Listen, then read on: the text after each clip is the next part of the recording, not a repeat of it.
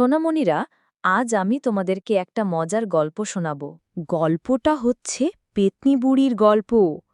এই গল্প থেকে তোমরা অনেক কিছু শিখতে পাবে, তাই তোমরা মনোযোগ দিয়ে গল্পটা শোনো।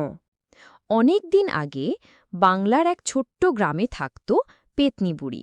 লম্বা চুল, লাল শাড়ি আর চোখ দুটো যেন জলজনে কয়লার মতো। কিন্তু সবাই ভুল করত। পেতনি বুড়ি ভয়ঙ্কর হলেও তার মন ছিল নরম তুলার মতো। গ্রামবাসী ভয়ে পালাচ্ছে। লোকেরা চিৎকার করছে, দরজা জানালা বন্ধ করছে। গ্রামবাসী এক, উড়ি বাবা, পেতনি বুড়ি আসছে! গ্রামবাসী দুই, সবাই ঘরে ঢুকে পড়ো! কেউ জানত না বুড়ি আসলে কারো ক্ষতি করতে চায় না। সে শুধু রাতের বেলা ভাত আর মাছ খুঁজে বেড়াত। পেতনি বুড়ি একা কুড়ে ঘরে।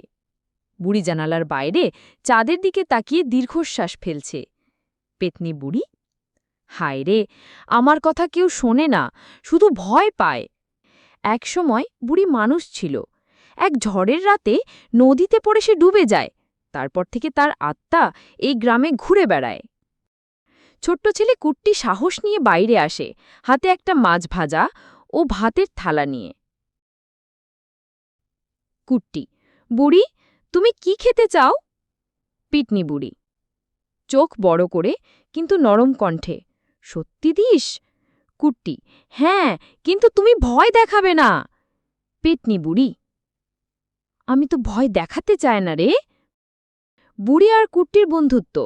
দুজন একসাথে বসে খাচ্ছে, চাঁদের আলো পড়ছে। সেদিন থেকে কুট্টি আর পেতনি বুড়ির অদ্ভুত বন্ধুত্ব শুরু হলো। বুড়ি প্রতি রাতে কুট্টির সাথে গল্প করত আর কুট্টি তাকে গ্রাম নিয়ে খবর দিত। একদিন গ্রামে রাতে ডাকাত পড়ল। গ্রামবাসী ভয়ে এদিক ওদিক দৌড়াতে শুরু করল। পেতনি বুড়ির ছোট বন্ধুটি বুড়িকে খবর দিল। বুড়ি তার কেরামতি দেখিয়ে গ্রামের লোকজনদের ডাকাতের হাত থেকে বাঁচাল।